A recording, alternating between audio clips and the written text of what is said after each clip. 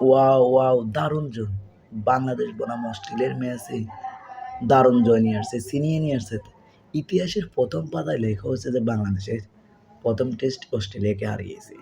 এর আগে ২০১৯ সালে মিরপুরের মাঠে অস্ট্রেলিয়াকে একটাবার হারিয়েছে। আর দীর্ঘ ৭ বছরে তাদের সাথে টেস্ট ম্যাচে মিরপুরেও দেখা হয়নি।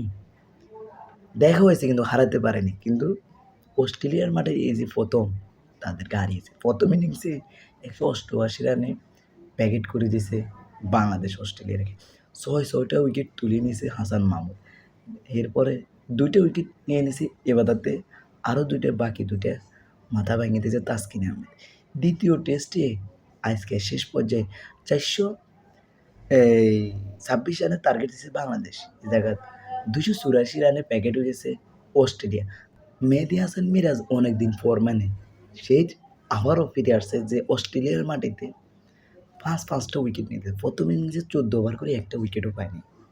রান করছে কিন্তু হাসান মাহমুদের সাথে লড়াই করে গেছে। শেষ পর্যায়ে এসে দ্বিতীয় ইনিংসে ৫টা উইকেট তুলে নিয়েছে এই মেহেদী হাসান মিরাজ। মানে মেহেদী হাসান মিরাজের ফর্ম কয়েকটা দিন খুব খারাপ গেছে। সে আবার এখন ফিরে আসছে। তার সাথে হাসান মাহমুদও ৩-৩টে উইকেট তুলে নিয়েছে। তাসকিন আহমেদ এই ম্যাচে একটা উইকেট নিয়েছে। মানে মেহেদী হাসান মিরাজে তার যোগ্যতা দেখা দিয়েছে টেস্ট ম্যাচে। তাইজুল আহমেদ অতটা ভালো করতে পারে, সেই মিরপুরের মাঠে যা করতে পারে, কিন্তু অন্যের মাঠে অতটা বলের ঝলক দেখাতে পারেনি। মানে ফার্স্টে উইকেট যেগুলো নিয়েছে মেহেদী হাসান মিরাজ সবগুলো তাদের মানে বড় উইকেট। যেমন ক্যারি, অ্যালেক্স ক্যারি, এই প্যাট কামিন্স, হেড, মানে ভালো বোলারগুলো সে তুলে নিয়েছে। এই যে হাসান মাহমুদের টেস্টে অনেকদিন পর দেখা গেছে। একবার দেখা গেছিল আমরা পাকিস্তানের মাটিতে তাদের যখন প্রয়োজন হয়েছে তাকে তখন ডাক দেওয়া হয়েছে। আর এখন অস্ট্রেলিয়ার সাথে তাকে যোগ দেওয়ার জন্য ডাক দেওয়া হয়েছে। সে এই ২টা ম্যাচে ৯টা উইকেট তুলে নিয়েছে। এখনও ১ম ইনিংসে টেস্ট শেষ হয়েছে, দ্বিতীয় টেস্ট শুরু হয়ে গেছে বাংলাদেশের।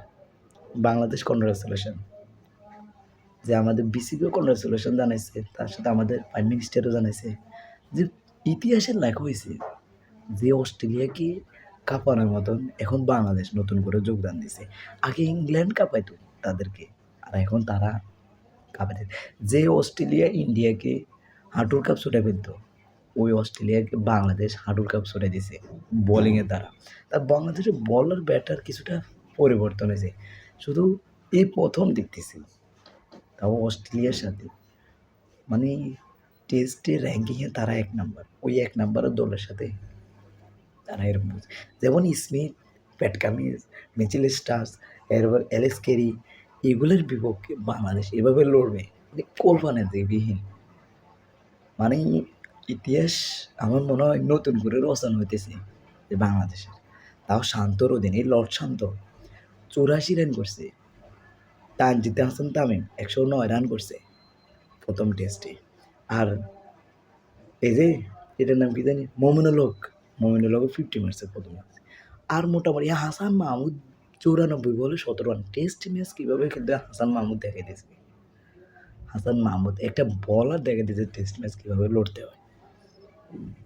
এই ফ্যাট কামিজ, এরপরে হ্যাজিলউড, এরপর অ্যালেক্স ক্যারি, এরপরে মিচেল স্টার্স, এত বড় দামি ভালো বলারগুলোর বিপক্ষে হাসান মাহমুদ ব্যাটিং করে।